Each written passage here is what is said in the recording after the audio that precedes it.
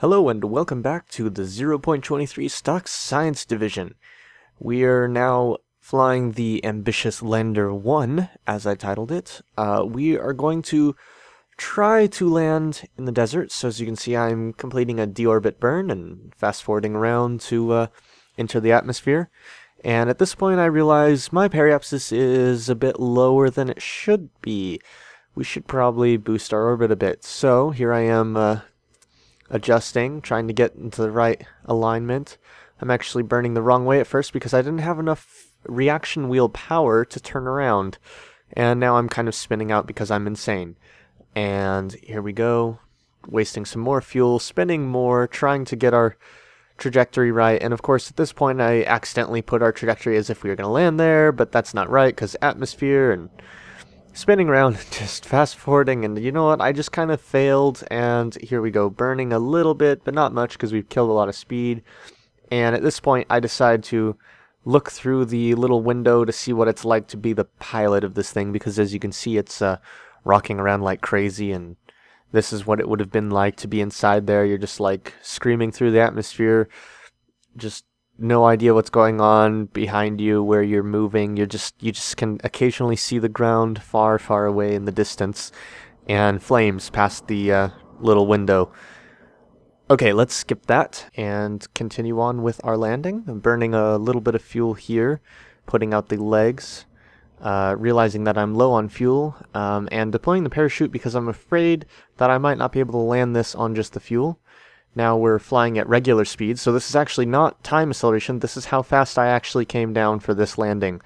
Burning full thrust, and then the parachute deploys, which I told it to deploy at 50 meters, and flipping the capsule, and here's where I got really scared for a minute, because it's flipping around, and stuff is exploding, and unfortunately there's no sound here, but luckily I didn't blow up any science. I just blew up some of the fuel tank and lander leg, or maybe that was a science canister that blew up just now. I'm not sure. Anyhow, as you saw, Bill had to jump out of the capsule as it was rolling, because I was afraid the capsule was going to start rolling and get high speed going down the hill and explode.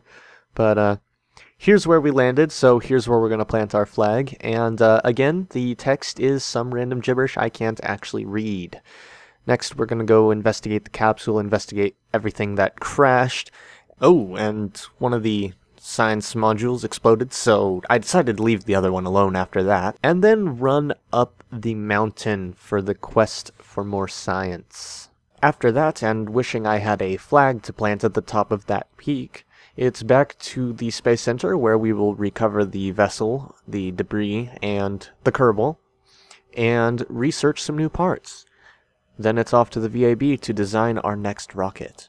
This one, of course, is going to be called the Ambitious Lander 2, and I'm thinking we're going to try and go further than just into space and take this to the moon.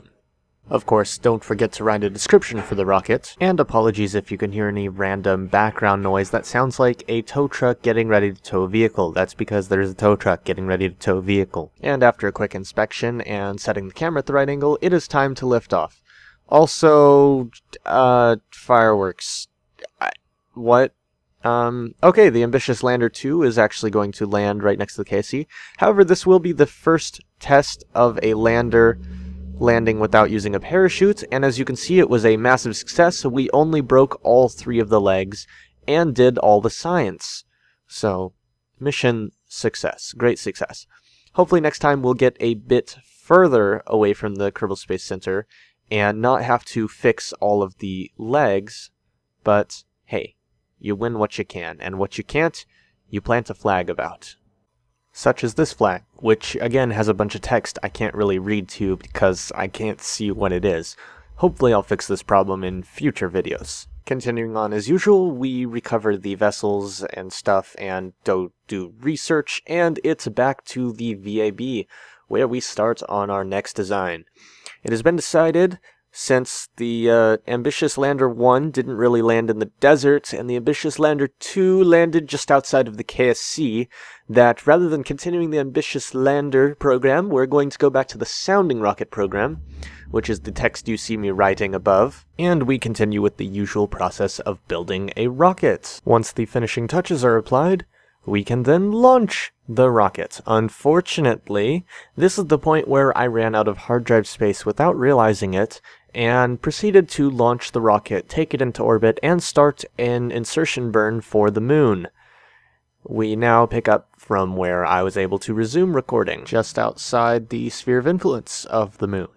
And now just inside the sphere of influence of the moon, where we complete some more science before plotting a maneuver to enter an orbit around the moon.